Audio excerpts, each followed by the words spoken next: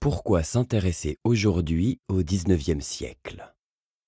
Comme les autres périodes du passé, cette époque entretient avec la nôtre un rapport d'altérité.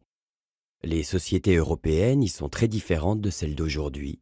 Elles sont très majoritairement rurales, peu urbanisées, faiblement alphabétisées et très imprégnées par le fait religieux.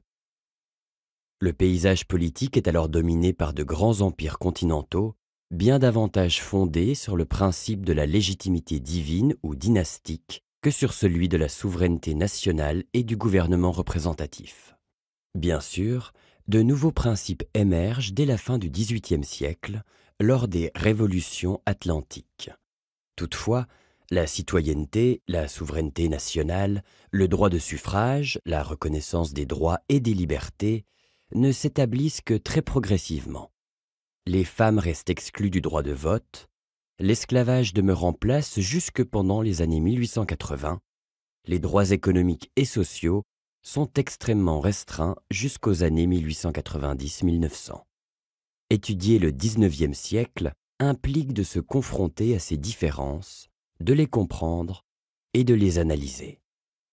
D'un autre côté, le XIXe siècle est aussi le creuset de la modernité politique et sociale qui façonne les XXe et XXIe siècles. Il est marqué par de profondes transformations dont les conséquences économiques, politiques et sociales sont encore aujourd'hui très visibles. C'est par exemple à cette époque que se développe l'industrialisation et l'urbanisation, que naissent des États comme la Grèce, la Belgique, l'Italie ou l'Allemagne, qui n'existent pas avant les années 1830-1860, ou que la grève s'affirme comme une forme légitime et efficace de mobilisation collective.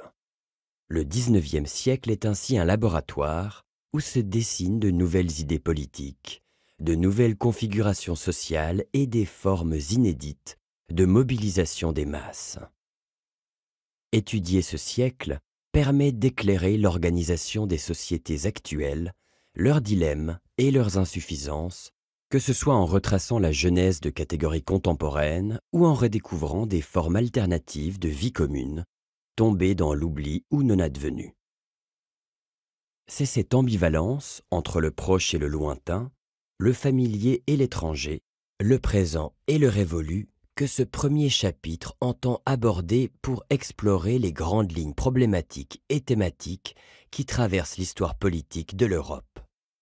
Cela n'aurait pas de sens, en effet, de prétendre écrire une histoire totale de ce continent au XIXe siècle. Toute analyse historique repose sur des choix, des biais et des omissions, qu'il s'agisse des thèmes ou des espaces couverts. Mieux vaut commencer par les expliciter avant d'entrer dans le vif du sujet. Le siècle de la modernité européenne? Le XIXe siècle est souvent présenté comme l'ère d'une modernité triomphante, lors de laquelle l'Europe connaît des bouleversements sans précédent qui favorisent son essor. La naissance du monde moderne est d'ailleurs le titre de l'une des synthèses les plus complètes écrites sur l'histoire du XIXe siècle. La réflexion historique autour du concept de modernité, qui devient un substantif dans le langage artistique et esthétique pendant les années 1850-1860, avant de désigner plus largement un nouveau régime de rapport au temps ou d'historicité, invite toutefois à relire de manière plus circonstanciée la prétention des Européens à incarner seuls la modernité. La critique du progrès et de ses excès est en effet contemporaine de son avènement.